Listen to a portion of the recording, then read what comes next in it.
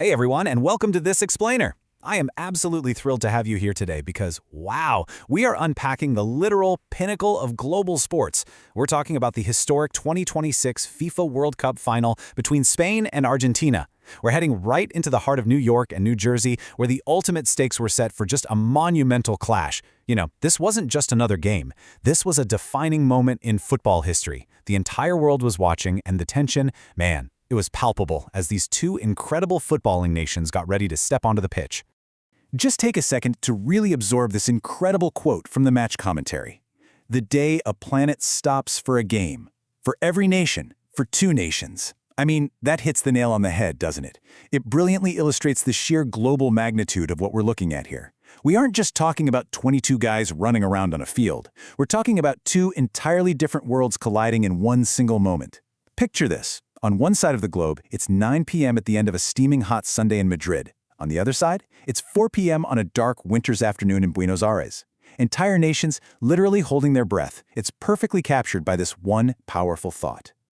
Okay, let's dive straight into this. Section 1. The historic stage is set. So, looking at the contrasting strategies heading into the final, let's start with Spain.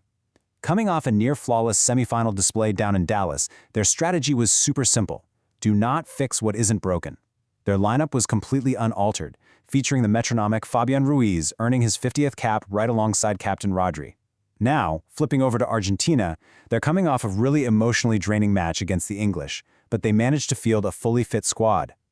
They made some calculated adjustments, bringing in Gonzalo Montiel, the guy who hit the winning penalty in Qatar, remember? To start at fullback. But the absolutely crucial piece of history here is Lionel Messi. Stepping onto that pitch, Messi became the very first man to ever captain any nation in 3 World Cup finals. Just incredible. Moving right along, Section 2, a tense, goalless gridlock. Now I need to make this clear right away. This was not some free-flowing exhibition match. No, this was a gritty, escalating war of attrition. The tension was building so incredibly fast between these two teams. I mean, we saw Baena going aground under some heavy pressure from Montiel.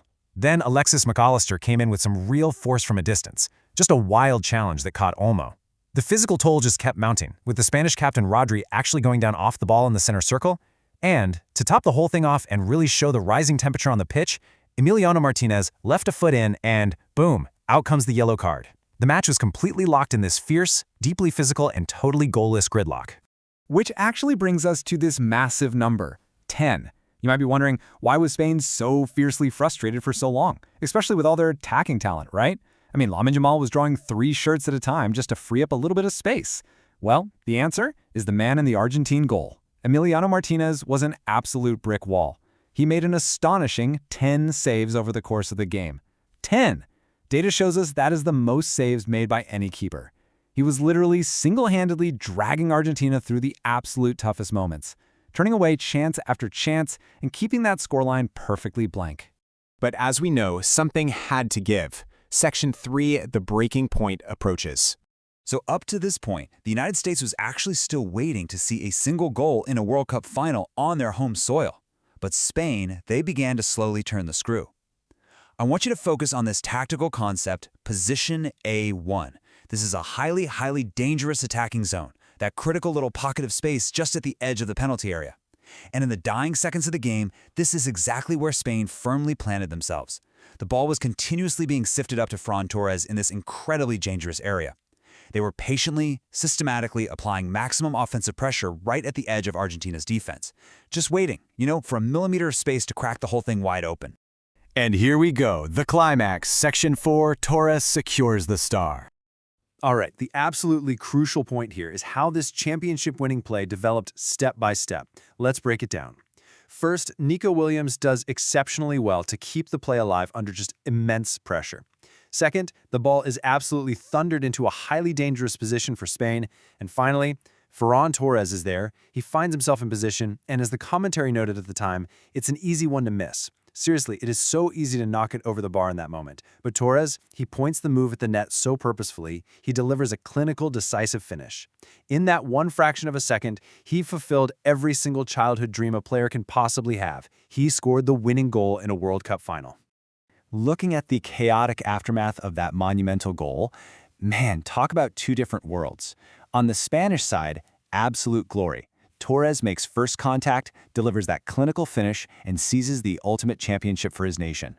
But on the Argentine side, the frustration totally boiled over. After conceding so late in the game, they had a literal mountain to climb. The tension that had been brewing since the very first half finally snapped, and in a purely incidental but frankly telling detail that perfectly captures the sheer chaos of it all, Leandro Paredes was actually sent off in the fracas after the final whistle had already blown. Just two completely different emotional extremes happening at the exact same time on the exact same pitch. And that, of course, brings us to the ultimate result. Spain, champions of the world, 2 championship stars secured. With this victory, they didn't just win a tournament, right? They cemented a massive, massive national legacy. Spain has officially seized their 2nd championship star, permanently placing them in an elite echelon of global football history. Through all those gritty, physical battles, through the phenomenal 10 saves by Emiliano Martinez, and through the intense heat of a New Jersey final, Spain found a way to break through and claim football's absolute highest honor. Which really leaves us with this final thought to ponder. We've just witnessed a team perfectly execute a flawless, completely unaltered strategy from their semifinal all the way through a grueling final to lift the trophy. So with the 2nd star now permanently secured on their crest and a brand new era of Spanish dominance potentially cemented on the world stage, who can possibly challenge